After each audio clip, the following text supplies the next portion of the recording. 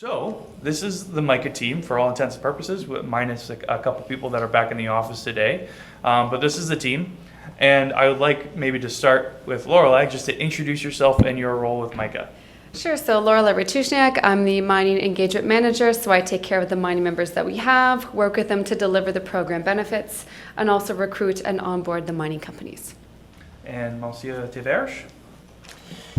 Hi everyone, I'm Alain Thivierge. I'm the Director Global Outreach, connecting the dots around the world. Okay, hello again everybody. I'm Chamirai Nyabeze and I'm the MICA Network Director. And I'm also the VP for Business Development with the Center for Excellence in Mining Innovation. But for MICA, you know what, my role is really to make sure this network is moving along, is growing. And I do a lot of engagement with our government relations piece, and also do a lot of work with our main partners, which I named earlier on, the 6 main partners. And I guess the other thing that I do is I just make sure that we're connecting as well as possible with our mine operators from around the world, and trying to make sure that we're bringing them on board into the network. And I also work with the team. So, Chamirai, while you're up here, how long have you been in mining, and how can a member work with you specifically? Yeah, I'm a mining engineer from Laurentian University. I'm going to age myself. I graduated in 1998, so I'm old. I'm 50 years old. I'm older. But in terms of how people can work with us, like, look, mine operators have challenges, right? Thousands of challenges, and Lorelei can speak more to this. But certainly, you know what, we want to make sure that mine operators from around the world understand, you know, that MICA has that ability to source innovations that are emerging, that are at a certain level of development.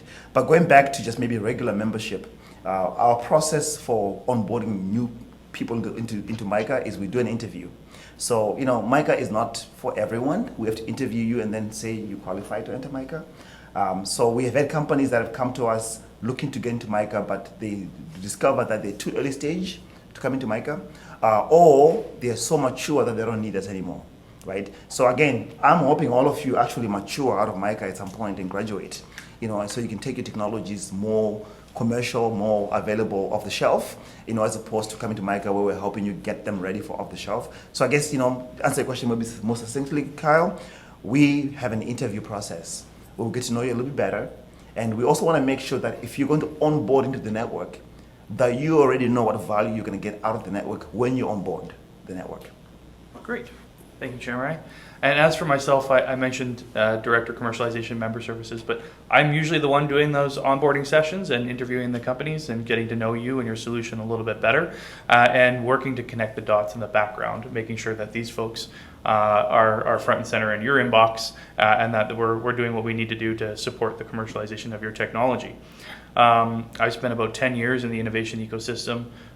First 7 years with NORCAT running the Innovation Center there, then 3 years with the Ontario Centre of Innovation, and now with MICA on this national network. So if you're in the earlier stages of startup, you can certainly lean on me, find other government funding programs, support you with pitch decks, and investor relations, all those kinds of things. Happy to support you with that as well. Lorelei, you have a very interesting role with MICA because you're the one interfacing with the mining companies on a daily basis, regularly. So perhaps you can talk a little bit about what have you learned from those interactions with the mining companies, and perhaps what are they looking for right now? Yeah, so I think when it comes down to structure, what's been very interesting is understanding each mining company structure, how you make decisions, how they view innovation, and the resources they have to look at innovation. So looking at continuous improvement or business improvement is one structure, and that's one team where you're going to get improvements outright your existing assets and infrastructure, but that caps eventually. So the percentage or the benefits that they want to get from that stream is different from radical innovation, which can be at different TRL levels. So that's something where our members have, and it's important to them because we do have a specific TRL level that we work with MICA companies, but they could fall into those 2 different categories. So it's important to understand that and how those decisions are made. I think when it comes down to looking at engaging mining companies and what they have in terms of projects. So when a company is looking to do a challenge, that's very specific where they want to look at what else is out there. These are the existing vendors that we have worked with on these challenges, and and these problems are not old, some of them, they've been around for decades. So that's interesting how it does take decades to solve a problem. So from that process and structure, we go within the MICA network, and we're able to bring to the mining companies, from a specific set of questions that they have to solve that problem, new members or new solution providers potentially out of that. The other side is from doing profiling as well. Some of the key questions that mining companies want to know is that what are the resources that you require? What are you looking for from the mining company? And that's a key question that we need to get from the members. Are you looking for specific assets, kind of a sandbox, a place to play, a development partner? Are you looking to develop and test new features of your solution and what that really is?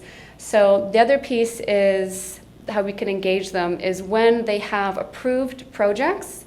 And this could be pre-RFI potentially, is that, hey, we're looking to evaluate a few more vendors. We have this specific project approved. Can you bring us a new vendor so that we can factor them onto our vendor list and send them an RFI?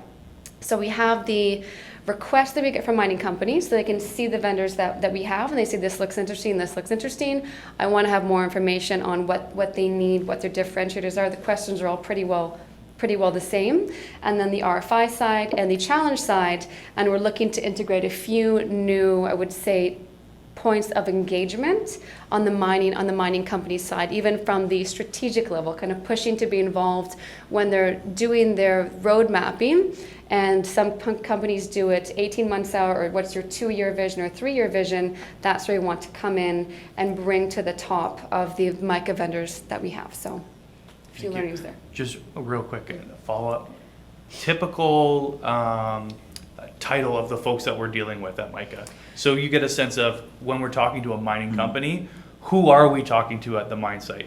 Because oftentimes, we want to talk to the operator, the mine operator. It's like, okay, well, we got to go through the innovation team, and they got to find this other person. They got to talk to that. So who are we working with? Yeah, so the titles do vary. I'd say quite a bit. It does depend on the structure. So we'll have sometimes specific program managers that are on the autonomy side, but they're working on the innovation team and have good leverage and can connect us. It'll be principal innovation engineer. And there'll be senior processing engineer, so manager of innovation and technology, superintendent and technology, and so it varies. And the thing in terms business improvement, business improvement, yep. And also specific. Some companies, they do have these specific titles for the folks at the mining companies where it's their job to interact with the ecosystem, and then they bring it to the innovation team. So again, the structure is super important because we have companies that are across the value chain in the mining industry. So understanding how those decisions are made is key, and that we have a very crisp, I'd say, and concise summary and ask from the vendors and the mining companies, and then we work with our key contacts, which are usually 1 to 2, or now it's expanding and 3 to 4, bringing in more folks from different areas, and then we can make those connections a little faster. Which is why when I ask you if your member profile is up to date, it's critically important that we have that information, particularly around your solutions, because Lorelei and Chamirai, when they're interacting with the mining companies, will lean on that information to have those kind of deeper conversations about where your technology can fit into their roadmaps. Thank you, Lorelei. That's great. I've got a couple more for you later on. Alain, I think you undersold yourself as well when you said you just connect the dots globally. Perhaps you can expand a little bit on what have you done throughout your career and how long you've been doing it. Oh, Jesus. And we'll start there. And then I got a couple more for you. Well, I'm older than Chamirai. No, I'm quite excited to be with MICA for the past 2 years now, a little bit more.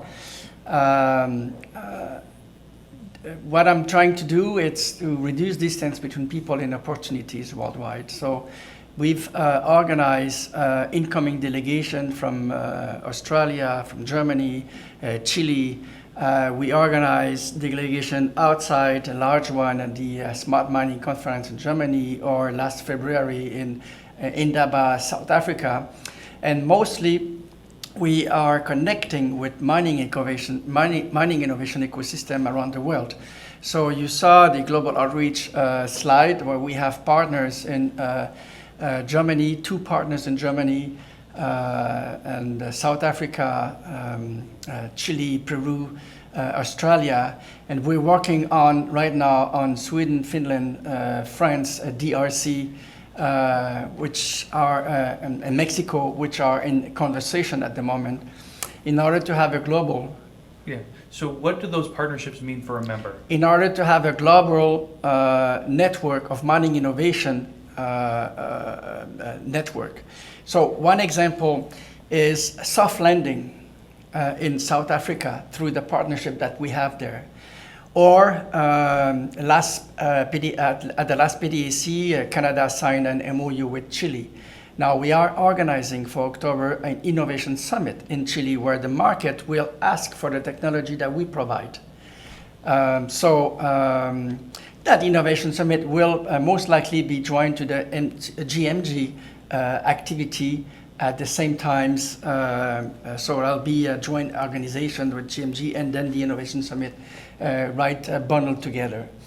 So therefore, onboarding you in the industry, your innovation, with the ecosystem over there, connected with the mining companies, the suppliers, integrators. So this is what we're trying to do. I was in Kazakhstan 2 weeks ago, and we signed Tech Garden. Tech Garden received 1% of all the mining companies to support the integration of technology into Kazakhstan, which is a hub for Central Asia. So without explaining much, it's just that we're connecting the dot to open up the markets. So we work with MineConnex, with 48 North in Quebec, at STEPS in Saskatchewan, et cetera, to join forces to help you guys hit it with the market. Fantastic. He's been at it for over 25 years and speaks 4 languages and knows 5. everyone in 5 languages, for at the consulates, and knows how to work the bureaucracy there in the Canadian government to support those. So just going to stay on you, Alain. Going global is important. What should companies be looking for when they first are looking at a new region or jurisdiction? Well, since we're talking about technology innovation most of the time,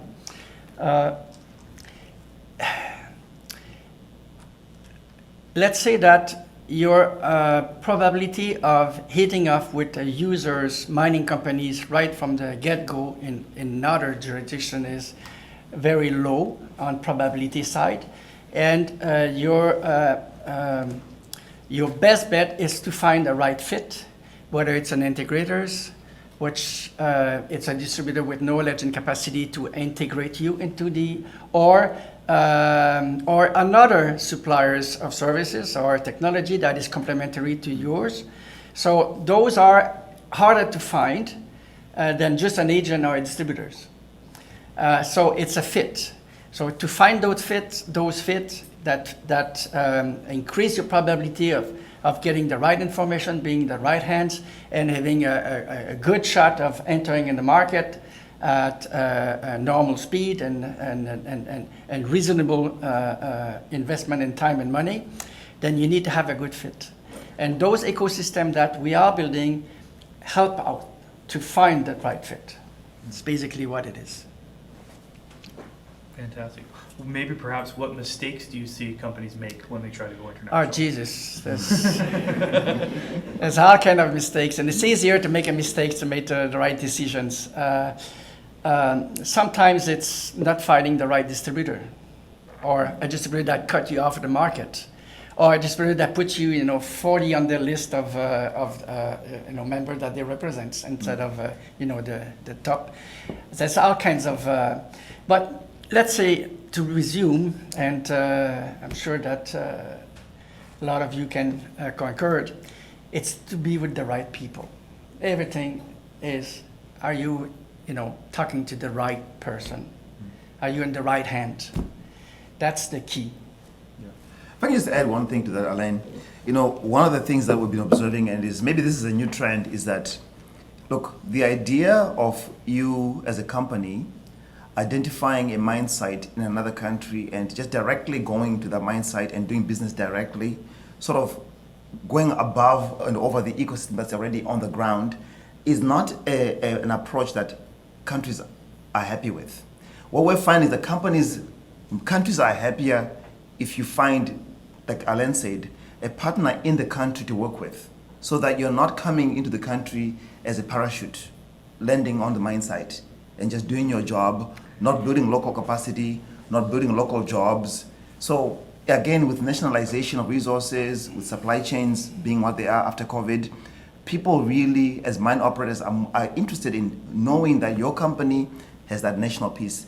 And I think the one area where we found this to be very true was South Africa, where we asked the question, are you just going to bring your technology directly to the mine site, or are you going to help improve the local economy while bringing your solution to the table, right? So that's why in the case of Chile, I talked about the Innovation Summit in October.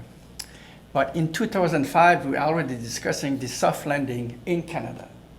So they help us to enter in the market, and we are helping them to train and prepare the right technology for the Canadian market that they support in Chile. And so therefore, it's a win-win situation. And the other aspect that is important is Chile, like South Africa and a number of countries, are a member of international funding institutions such as Eureka or New Horizons, where you have billions of dollars there for electrification, decarbonation, climate change, etc. And we, as Canadians, we are part of those funds, but how to access them is a challenge. But if we have ecosystem, we have two countries that are members with the right fit, the right technology that complement the call for a proposal that is issued by Fund A or Fund B. And we have this ecosystem where we have partners that know how to navigate the bureaucracy of those funds, like Advanced Mining Technology Institute in Germany, or I can name others, or DSI in South Africa. So they are members of Eureka, and they know how to navigate through the bureaucracy. We provide technology from partners' ecosystem, and then we have higher possibilities to access the funds. That then in turn support your innovations and responds to a need that was in the criteria of those funds. So the ecosystem is one thing, what we explained, but it allows us to build on it and access international funds. Great. Well, thank you very much. Alain is your man if you're thinking about going global. All right, and we're very fortunate to have him as part of the MICA team here. For you, Chamirai and Lorelei, what technologies are you hearing the mining companies most, maybe curious about, or are the most excited about? What are they looking for? What kind of changes or what kind of integrations are they looking for? Yeah, thanks for the question. But before I answer the question, I just want to say one thing. Look, in this room right now, 10, 15, 20 technologies, right? And the chances are that you as technology providers are actually integrating and working together are slim. So one of the things we've observed is that there's actually an opportunity for us to help you connect with each other, so that when you bring your new technology to the mine site, you're not going alone, right? You're going there with a few other technologies that are complementary. And we think that this is a better value proposition to the mining companies, right? So one of the things that we're going to be doing next is, especially the 50 technologies that we're funding, is we want to connect this technology so that when you go to this mine, you're going in as a collective, right? Now, to answer your question, so I think Lorelei and I would agree that we've been told over and over again, is it an incremental technology or is it a disruptive technology, right? So mining companies are looking for both, right? The more mature mining companies are actually saying, tell us about the game-changing technologies. Tell us about that technology which is over here in terms of the future. And also tell me about the technology that can help me make some changes now, right? So it is a mix of technologies, right? Now, if I have to name some technologies, I would say, look, in the mining industry, safety is number one, right? We don't want to kill people, right? So mining companies want to remove people from danger, right? A long time ago, it was a little bit more scary to talk to the unions about reducing jobs numbers to make people safer, but now they're recognizing that, you know, this is the way, right? The way for the mining industry is to remove people from danger, especially in the face with the operations happening. So mining companies are very interested in that right now. We also find the mining companies are very interested in tailings-related technologies, and we all know why, right, Karen? Right? Tailings have been problematic in the past, so mining companies want to fix that. And I think to what Douglas's point, we want to find new mines faster. Mining companies are interested in technologies that can help them find deposits faster, right? Look, if you don't use the right technology, and I think Sebastian would agree with me. Sebastian, where are you? The other Sebastian. From coal. Okay, Sebastian would agree with me that, you know what? Look, all that coal that we're getting from underground, from the ground when we drill holes, if we don't get better at analyzing that information, we're not going to be able to find mines faster. So mining companies are interested in getting mines faster, right? And then obviously productivity is an issue in the mining industry, right? Productivity declines. Look, the common saying is the further you go from the shaft, the more expensive it is for you to mine. So obviously we need to address that problem. Mining companies realize that we need to address that issue, right? Then maybe the last thing I'll say before handing over to Lorelei is that any technology that requires a new skill set is good, but also a little bit scary because the mining companies don't have the skill sets or the skills available to operate those new technologies. So there's a skills gap, okay? It's not necessarily a skills gap of using the old material machines, it's the skills gap of using the new advancement in machinery. So that gap needs to be closed. So when you're thinking about your technology and you're thinking about commercializing your technology, think about the skill sets that are required for someone to adopt your technology. So I think mining companies are also interested in that. Go ahead. Not just the skill set, it's the training programs. Yeah. What kind of training program are you going to have to implement for them to be able to successfully implement your technology? Yeah. And just before I go to the technology, but on the specific training piece, so it was interesting at the GMG that just passed in Sudbury, we were asked to make a people process technology roadmap for autonomous vehicles. And with some of the mining folks at the table, it was challenging for them who have, let's say, created these roadmaps to get the training piece right, or to do something different from what's already been done. So yeah, the training piece, I would say that just there is an unknown factor on the mining side too, and they don't necessarily know, let's say, the best answer. They have a lot of experience, but there's some maybe hesitation in certain areas, or what can we do different other than, you know, simulation, have folks on site and do that training. But just back to the original question, so without overlapping with what Chamirai said, on the AI side, on the milling side, there's some AI applications being brought in there. Now what can we do in that particular piece? Also on the AI side, moving people away from the face, and there's a specific roadmap around that, which is some of the challenges we've been doing with Vale. So they've been doing it, let's say, incrementally, but to get to a very specific goal in mind. So what they've been automating, it's, I'd say, piece by piece to move the people away from the face. On the water treatment side, that's something that has come up certainly, and we have different commodities, right? So you have potash and gold and nickel and copper, and it's a little bit different with some of the technologies that they're looking for, copper extraction technologies, right? On the potash side, there's other technologies that they need because of the brine that they have on the processing side, and also certainly on scope 1, scope 2 technologies, and that's, I'll just keep that broad intentionally because there's a whole heap of things Just under there. one compliment to Lorelei and Chamirai. I've talked to technology or personnel in charge of implementation, innovation, and technology, whether it's in Chile or South Africa or even in Canada. And there was one recurrent theme that it's technology innovations are improving ABCD, but it has to be organized and team with the adaptations of the people working in the mine. So, and it's not one day to another. So when they looked at technology, they also looked at all the domino effect on the people using the technology the right way. And because it's changing the way that they do things. So they need to pace the integration of the technology according to their ability of the manpower to integrate them. And that's always a challenge. And that's something that I found out from those different areas. They all share that with the mining executive when they integrate technology. Great.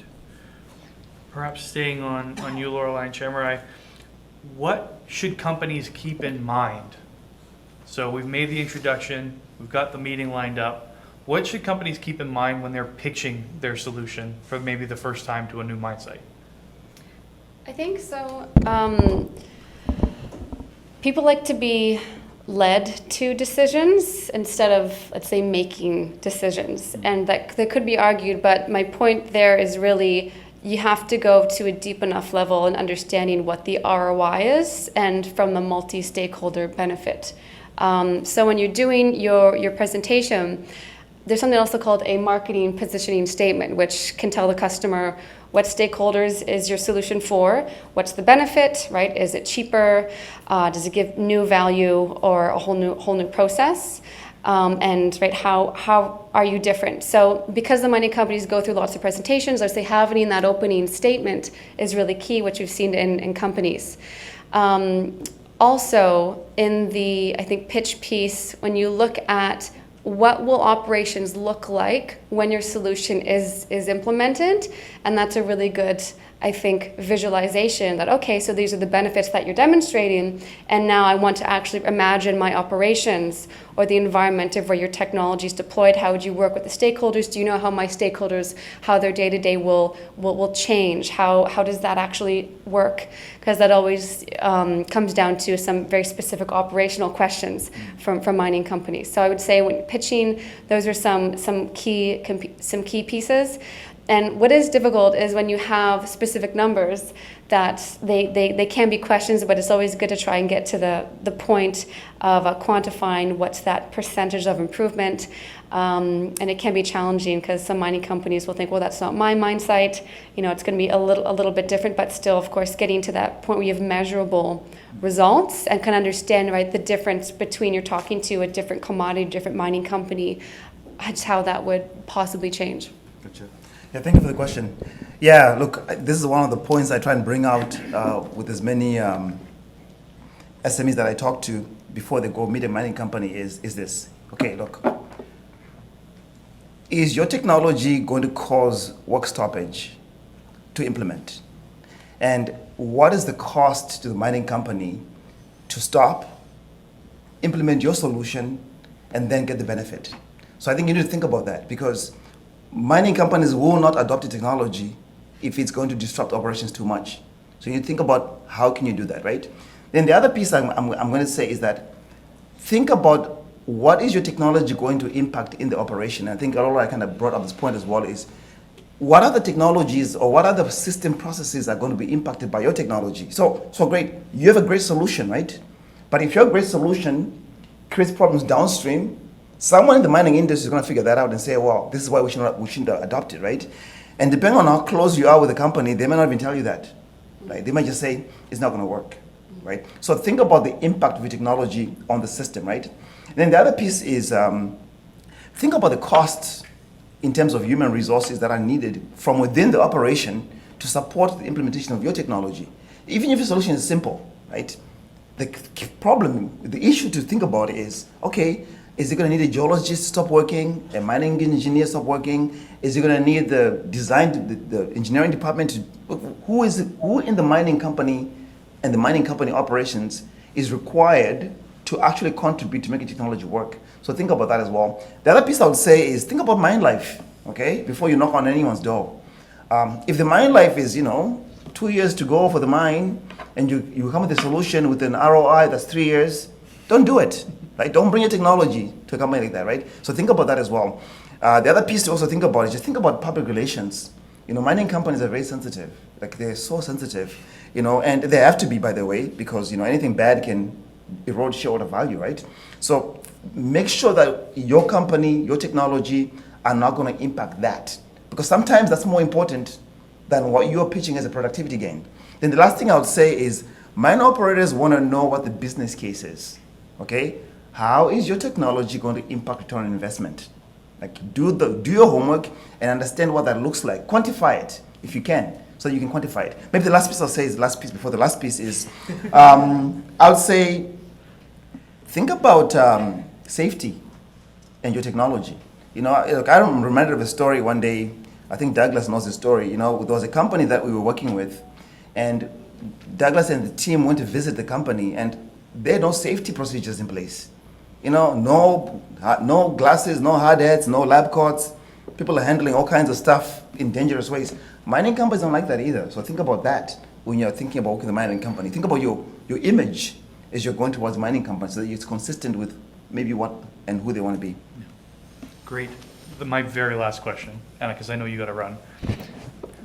There is a bit of a saying in mining that everyone's in a race to be second, right? No one wants to be a first adopter. Everyone wants to see it working operationally in some way, shape, or form. Based on the conversations that you've had with mining, with the mine operators, do you see that changing? Is that thawing in any way? So I think, and I don't know if I might say something controversial or not, but so I think when just the perception of what an early adopter is. So if you want to be 9th or 10th, you can say kind of appreciate the candor, but I don't think you're in the early adopter range there. That's when you do get to be more commercial. So just looking at when are you still in the early adopter range and the benefits that you get from that, which would be dedication from the company, the cost that you're going to lock in for 2 to 3 years, depending on what that is, or even more than that, or development. So you do get those benefits. And if it is AI and machine learning, you get the benefits first. So the earlier that you implement AI, and you can explain that to companies just as a very specific example, that there is benefit there. So I think slowly, what it does come down to again is, you know, the business case, or showing that if you work with us now, like, you will be ahead of those other adopters, because it just takes time. It takes time to scale up. So if the company is willing to sink in the resource, and you look at collision avoidance, where companies evaluate collision avoidance, and it's collision avoidance, autonomy, tele-remote, what fits the operations, and the amount of capital or development costs. With collision avoidance, I would certainly argue that you need to sink in a lot of development into that, because if they don't have an AI component, it's very difficult to navigate that, because autonomy is a different solution, right? You're removing people. It's harder. It might take more development costs on collision avoidance. So showing what that ROI is and the business case, that we're going to be dedicated and working with you, and you'll get the cost benefits and get the improvements in productivity, or whatever the ROI is faster will be good. There's still certainly that mentality, but part of what's interesting about MICA is that we have mining companies that can do co-funding, and that's again a model that has been around. But if the mining companies can look at de-risking it on top of the funding that we have, or the support that we have, that's also helping to create more receptivity. Okay, thank you. Yeah, look, I'll just kind of touch on that de-risking piece, right? Like, look, $1 billion investment to open a new mine, okay? And you come up with a solution that's going to move the needle 0.1%. The mining companies might not adopt it, right? Because they just don't think it's significant enough. So there is that piece where people say, oh, these mining companies are averse to change, or to adoption. Well, maybe they don't think your solution is significant enough, so they don't adopt it. So there is that piece. You know, the other piece too is just risk management. Mining companies are probably the most risk-conscious organizations in the world. Like, we have to be risk-conscious. But the problem with our risk consciousness is this. It's like this. Have you ever heard a story of somebody who's a lawyer, but when they go home, they're a lawyer in the house? The mining companies are so risk-averse, and they have to be, because we don't want to kill people, right? But we take our risk aversion to the next level when it comes to adopting a technology, where we're like scared of the technology and scared of the impact. But look, rightfully so though, do you want to be the one that signs off any technology that causes the mine to stop work for 2 weeks? Like, do you? I mean, who does, right? So there is that piece, right, where mining companies have to have that risk appetite, you know, at a certain level. So there is an issue there, right? I think the way to counter that risk aversion, we work in a show me industry. Show me, right? Mine sense, show me it working. I want to see it working, right? Karen, show me how the thing actually works, right? So mining companies are a show me kind of company. They want to see it before they can believe it almost. They're like doubting Thomases, right? So we have to give the mining companies more demonstrations, more pilot projects, which is why I encourage all of technologies to demonstrate them, try them out, show them, use places like NORCAT, show the technology so that people can actually see that it works before they can adopt it or before they can reject it, right? But the good thing is climate change. Good thing is climate change? No. Because of climate change, no country can do it alone. And as Douglas demonstrates, we need more minerals. We go deeper, the grade is lower. So the impact of better technology is needed across the value chains across the world as never before. So mining companies have to incorporate better methods, technology, etc. So that's the plus. That's of today's. What is challenging is if you change, your technology is changing dramatically, like a leap forward, continuous flows of minings with trolleys or this is where the second best or second third will play along. But for technology that are improving what I mentioned that we need across the board, there's an opening as never before because they need it. Fantastic. Well, thank you all for your contributions. Any questions from the folks out here? Yes, Bruno. Yeah, as a company trying to get really into more global exposure, I'm looking at different ways, different synergies, I guess, on the global side. What do you see for technology and what countries are adapting technology coming out of Canada that's almost like lifting up their hands and wanting to participate with Canadian companies? What countries? Any mining jurisdictions, South Africa, Chile, Kazakhstan, they all into the race to improve productivity, safety, social licensing everywhere. Sorry, let me help. Which one's adapting technology quicker? Like, I mean, I work in Mexico. Mexico takes forever. Yeah. Which? I'll answer the question this way. So, look, just maybe so that everybody's aware, right? If you go to most developing countries, likely the most developed component of that country is the mine site and the area around the mine site. Right? They've got the communications technologies, they've got the reliable power systems. So there is that piece where even in developing nations, the mines are somewhat technologically more advanced. But Bruno, to answer your question directly though, what we're finding is that the mid-size operators are more willing to take the risk of trying new technologies out. The large mining operators, the very large mining companies, they have their own resources sometimes internally. So they do have a way that they insulate themselves because of their capabilities and abilities. But the mid-sized companies, we're seeing a lot of change in those areas. Now, just like, if you look, for example, in Africa, as an example, not everyone has a landline, but when you look at Canada, almost every one of us here had a landline in our homes.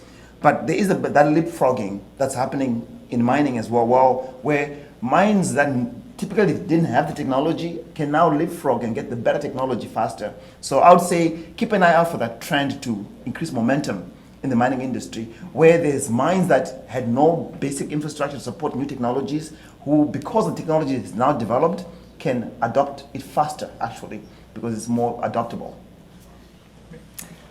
Douglas? Oh, No. Yep. James?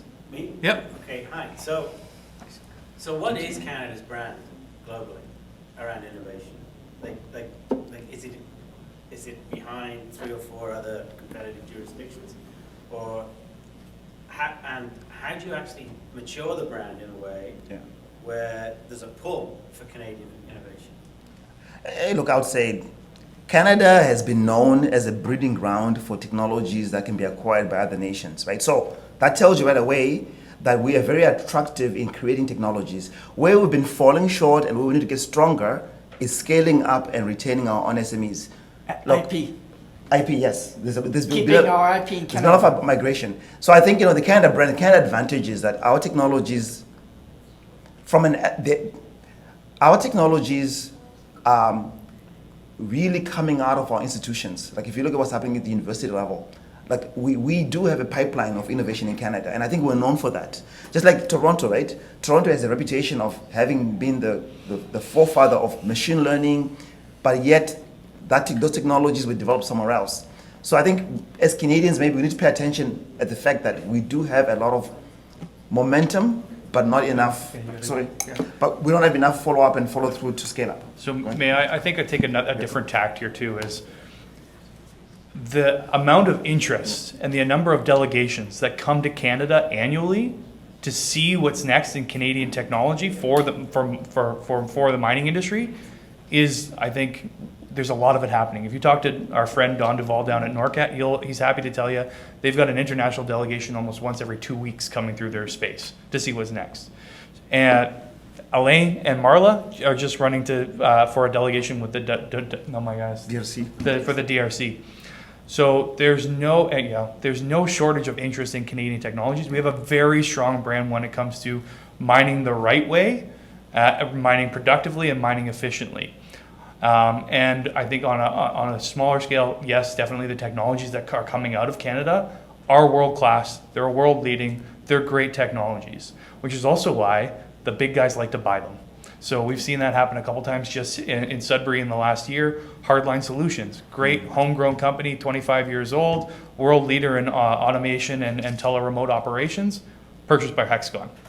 Okay, and we see that happening across the board with technology. So great brand. We would love to, I think, keep more of that happening in here in Canada, which is why we have the MICA network to support the development of those technologies.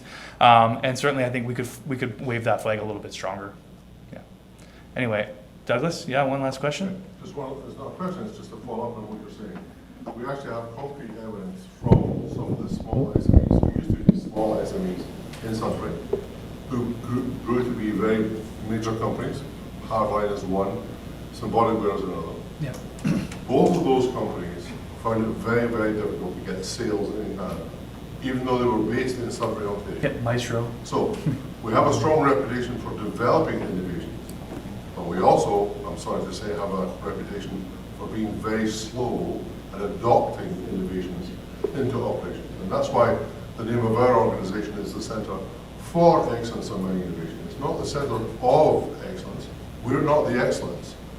Our objective is to create excellence in operations wherever we can get it implemented. In the last 20 years or so, Chile has been a highly adoptive place for innovations, and that was the foundation of the success of both hardline and symbolic ware.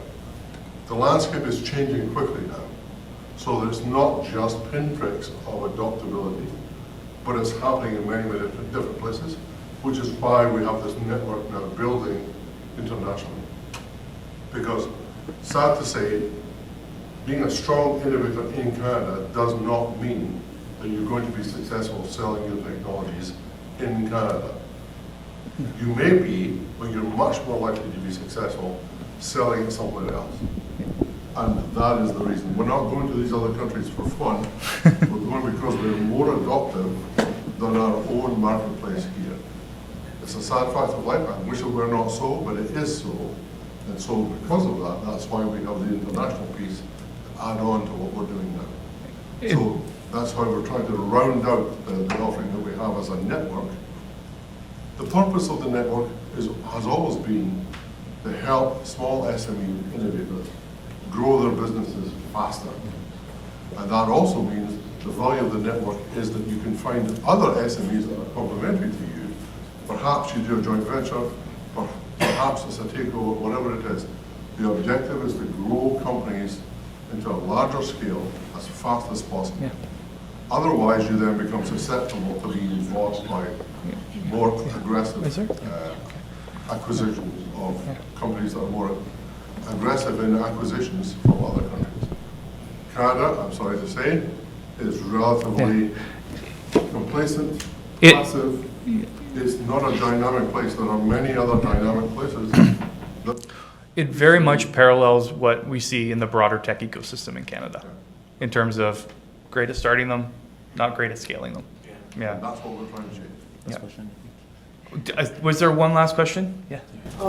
Just a quick thing. In the presentation, I saw that there is name of the countries that MICA is collaborating with. Yes. There was a name of Saudi Arabia. I just wanted to Yes. get some explanation about what type of collaboration. So is we have worked with one Saudi Arabian mining company and run a challenge for them.